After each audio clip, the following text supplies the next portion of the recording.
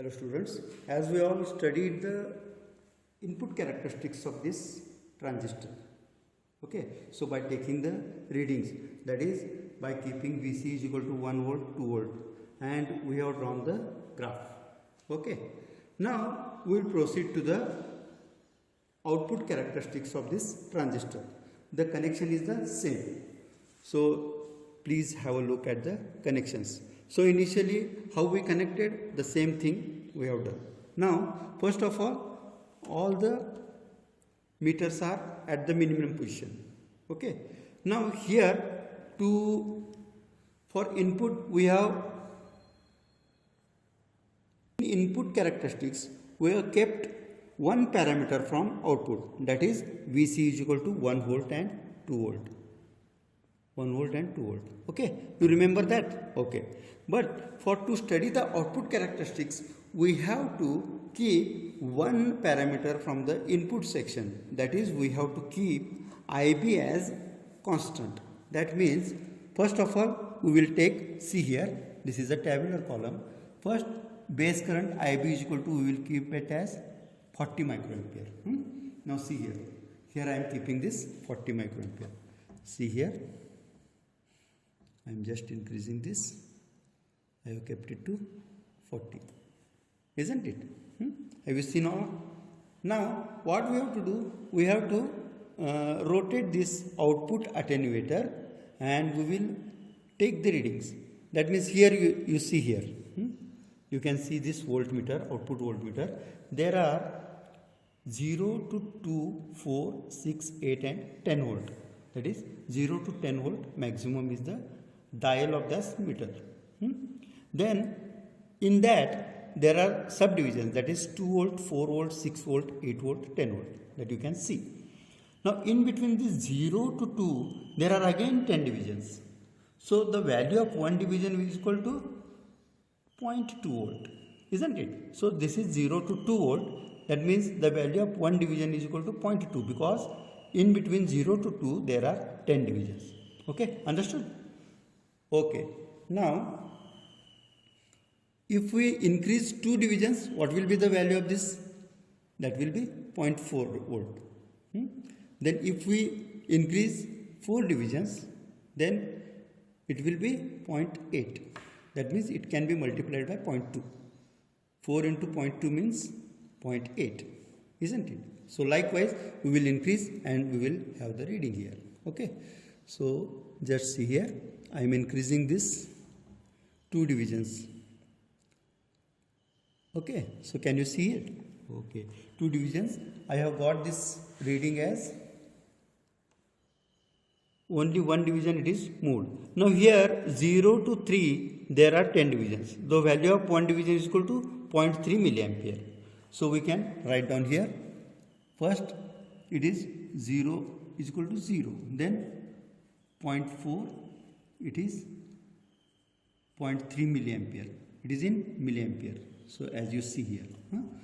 And now I will make it another 2 divisions I will move. So it is became 0.8 volt. 0.8 volt, and here 2 divisions it is moved. That means it is 0.6. Then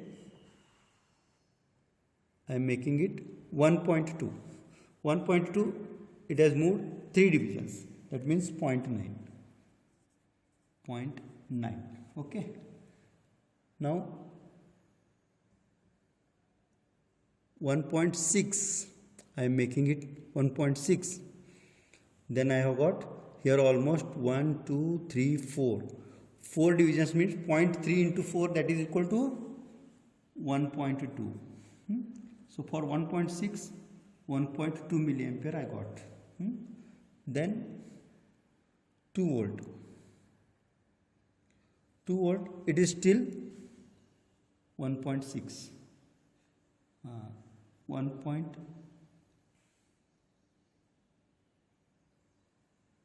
1.6 here. For 2.0 volt it is 1.6. Now again I will make it 2.4. 2.4 it is again 1.6. Then 2.8, 2.8, again it is 1.6. Then 3.2, I will make it 3.2 here. So again I have observed 1.6. Then I will directly go to 4 volt. Again it is 1.6. See here. So by this now stop taking readings, because we have got the saturation point.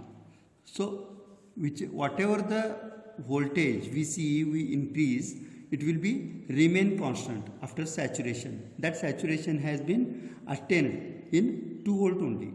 Because for 2 volt we have got 1.6, and again we increased by 2.4, 2.8, it's still remaining the same. So we have got the saturation point. So this is the saturation region, where consistently 3 to 4 readings we have to take. Now this is all about one set. So while increasing this, you may observe that this has been decreased somewhat. So this IB is decreased. So don't make it correct every time while taking the readings. At once when you start, initially you have to make it 40, and then you have to forget it and only concentrate on these output parameters. Okay, because that decreases due to the interference of electron transfer. So don't worry about that. While when it is 0, you make it 40 and forget it. Now I will making it 0 again, so it will come to the original position. Now for second set, I will make it IB as 40 microampere. Again I will just correct here. So I will making it 80 microampere now. Now here first was 40 microampere and second is now 80 microampere. Okay, now see here I have kept it in 80 microamperes. Now again we will take the same readings. Now we will go, that is first 0, 0. So you write down 0 here. Then I will make it 0.4 volt. 0.4 volt. Again it is showing 0.3 milliampere. Then 0.8 volt. It is 0.6. Then 1.2.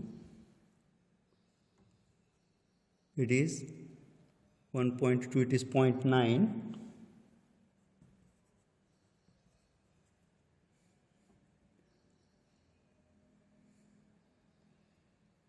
Then 1.6.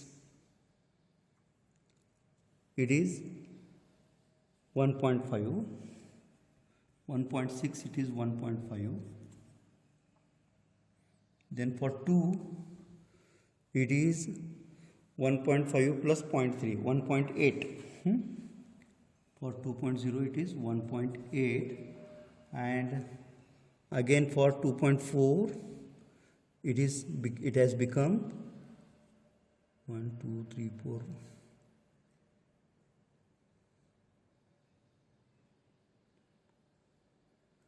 7 divisions means 0.3 means 2.1. For 2.4 it is became 2.1. For 2.8 it's became 2.7 almost. For 2.8 it is became 2.7.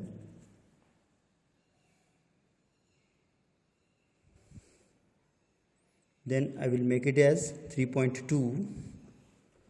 3.2, so it is 3.3. It is 3.3. Then 3.6. It is 3.3. Then I will make it 4. It is still 3. It is now become 3.6. Then 4.4. it is 3.6. Then 4.8, it is 3.6.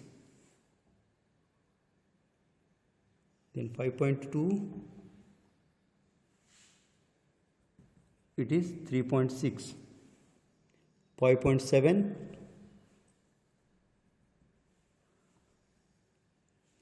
5.6, it is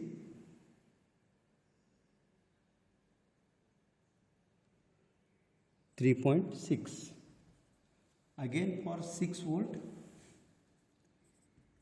it is 3.6. By this we can observe that after 4 volt the current IC is constant. So we have taken consistent readings of 1, 2, 3, 4, 5, 6 number of readings we have taken on the saturation line. So that is enough for the graph.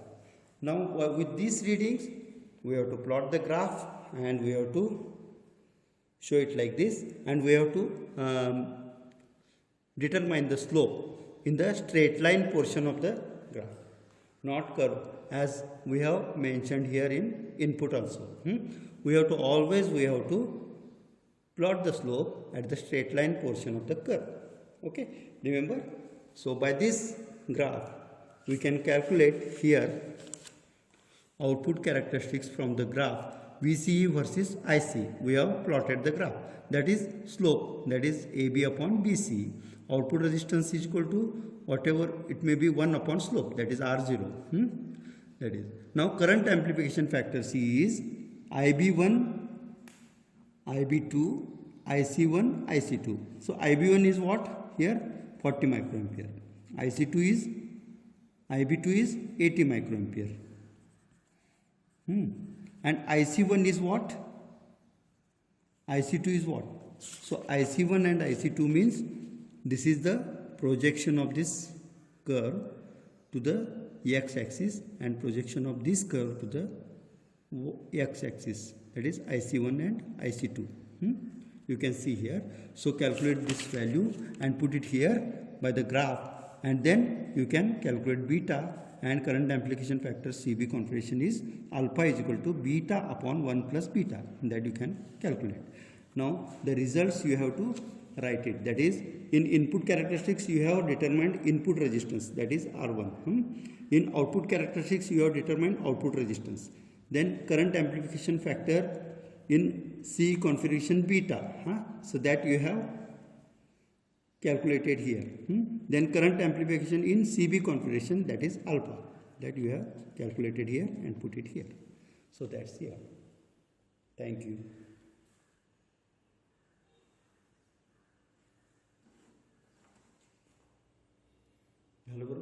If any doubts regarding this experiment occur in your mind, you can just call to Priyanka madam, or else you can call me also, so that I can explain again. Okay? Thank you.